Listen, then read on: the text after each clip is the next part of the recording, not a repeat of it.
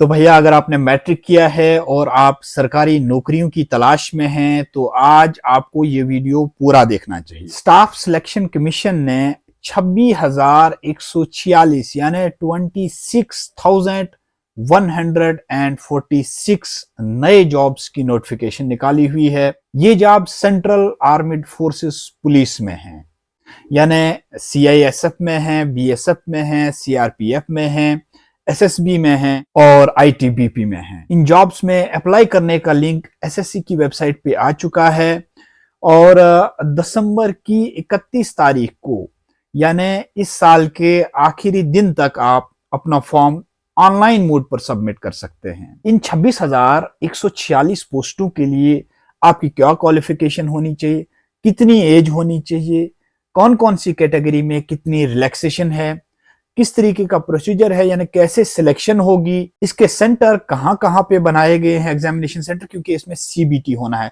CBT का जो computer based test है उसका क्या सिलेबस रहेगा और साथ ही साथ आपको ऑनलाइन फी कितनी देनी है, कहां पे देनी है, कौन सी वेबसाइट है, सब डिटेल थोड़ी देर बाद। सबसे पहले आप सभी को मेरा यानी जाकिर मलिक भलीसी का सलाम व आदाब। दोस्तों, बीच बीच में मैं आपके सामने आता रहता हूं। आप लोगों की ही फरमाइश पे जो नौजवान हैं उनके मैसेजेस मुझे आते रहते हैं कि जो जॉब नोटिफिकेशन जब भी कहीं आए तो हम तक जरूर पहुंचाई जाए।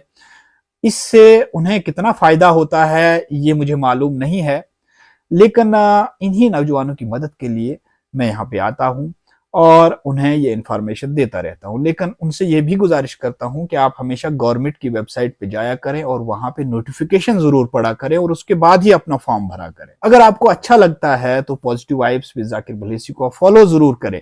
इस वीडियो को भी आप शेयर करें ताकि ज्यादा से ज्यादा लोगों तक ये पहुंचे और जो बेरोजगार नौजवान हैं वो ज्यादा से ज्यादा तादाद में इसका फायदा उठा पाए। दोस्तों, अब आता हूं मैं 26,146 जो पोस्टें निकली हैं, परमानेंट पोस्टें हैं, गवर्नमेंट की पोस्टें हैं और सेंट्रल आर्म्ड फोर्सेस पुलिस में हैं। इसमें बहुत सारी पुलिस आती है, जैसे BSF आता है, CISF आता है, SSB आता है, ITBP आता है और भी बहुत सारे दूसरे पुलिस हैं जिनमें ये भर्ती की जा रही है। ये परमानेंट भर्ती है और इस ज़मन में स्टाफ सिलेक्शन कमीशन के पास ये तमाम पोस्टें भेजी गई है जिन्होंने अपनी नोटिफिकेशन अब निकाल ली है।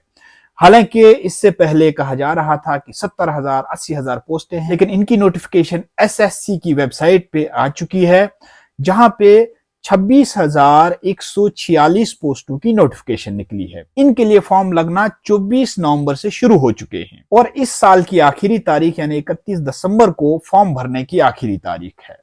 फॉर्म आपको ऑनलाइन भरना है और ssc.nic.in पे भरना है। कांस्टेबल GD की इन पोस्टों के लिए क्या क्वालिफिकेशन होनी चाहिए तो मैं आपको बता दूं कि सिंपली आपको मैट्रिक पास होना चाहिए। कोई एडिशनल क्वालिफिकेशन की जरूरत नहीं है, कोई आपको एक्सपीरियंस की जरूरत नहीं है। हाँ, किसी को क्वालिफिकेशन अगर 12th है, ग्रेजुएशन है, पोस्ट ग्रेजुएशन है, PhD है, जो मर्जी है, लेकिन मिनिमम क्वालिफिकेशन आपकी 10th होनी चाहिए। इसमें परसेंटेज का भी कोई बार नहीं रखा गया है, यानी जितनी परसेंटेज है खाली 10th पास होना चाहिए। और साथ ही साथ आपकी जो एज है वो 18 से 23 साल के दरमियान होनी चाहिए, यानी 18 से 23 के बीच में आपकी एज होनी चाहिए। लेकिन कुछ कैटेगरीज हैं जिनमें अपर एज लिमिट में छूट भी दी जाती है एज पर गवर्नमेंट रूल, वो इसमें भी है।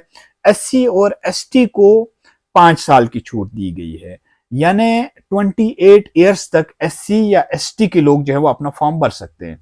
इसी तरह से जो OBC हैं उनको 3 साल की छूट दी गई है, यानी 26 साल की उम्र तक वो अपना फॉर्म भर सकते हैं। इसी तरीके से एक्स सर्विसमैन है जिनके लिए 3 साल की छूट है और वो 26 साल की उम्र तक अपना फॉर्म भर सकते हैं। GD कांस्टेबल सिलेक्शन के लिए जो सिलेक्शन प्रोसीजर है वो क्या रहेगा, यानी कैसे आपकी सिलेक्शन होगी।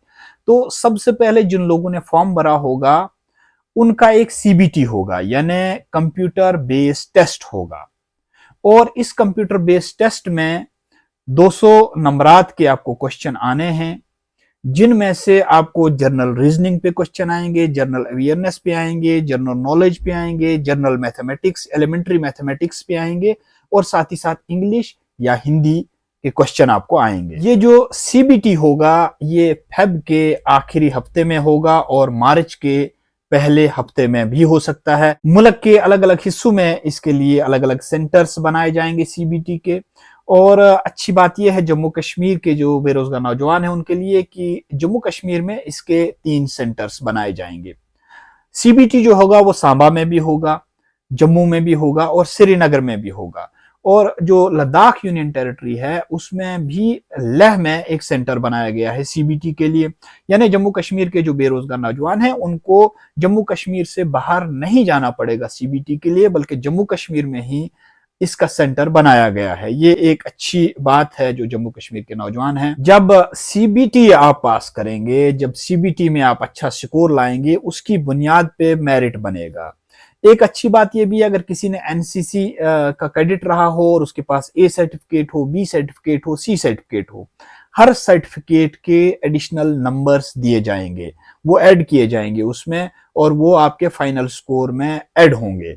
इसलिए जिन जिन के पास ए, बी या सी सर्टिफिकेट है वो अपना सर्टिफिकेट जो है फॉर्म के साथ लगाना न भूलें, क्योंकि उसके अलग से आपको मार्क्स मिलेंगे। और इस सीबीटी को क्वालिफाई करने के बाद आपका फिजिकल स्टैंडर्ड का जो एग्जामिनेशन होता है वो हो जाएगा। यानी कितनी हाइट है आपकी, कितनी चेस्ट है, एज पर रूल जो होता है जितनी रखी जाती है उसमें वो इसमें भी है, वो आप जो है डिटेल नोटिफिकेशन में देख सकते हैं। इसी तरीके से फिजिकल एफिशिएंसी टेस्ट भी होगा। फिजिकल एफिशिएंसी टेस्ट में रेस वगैरह होती है, जंप होता है, लॉन्ग जंप होता है, हाई जंप होता है। वो आप सबको मालूम है कि वो आर्मेड फोर्सेस में किस तरीके का होता है, कितना होता है। उसकी तैयारी आप अभी से कर दें शुरू। फिजिकल एफिशिएंसी की तैयारी जो है पूरे तरीके से बच्चों को करनी चाहिए। और इसके साथ साथ में जो आपका ऑब्जेक्टिव टाइप टेस्ट होना है सीबीटी, उसकी भी साथ ही साथ तैयारी करनी चाहिए। फॉर्म कहाँ पे भरना है, फी कितनी देनी है, तो भैया फॉर्म जो है आपको ssc.nic.in पे भरना है। वहां पे जाके सबसे पहले आपको रजिस्टर करना है खुद को एसएससी की वेबसाइट पे। उसके बाद अपना फॉर्म दाखिल करना है, अपने जितने डॉक्यूमेंट्स उन्होंने मांगे हैं वो डॉक्यूमेंट्स अपलोड करने हैं, अपना फोटोग्राफ अपलोड करना है। फोटोग्राफ जो है वो बिल्कुल सीधा होना चाहिए और उसकी बैकग्राउंड जो है वो भी व्हाइट होनी चाहिए।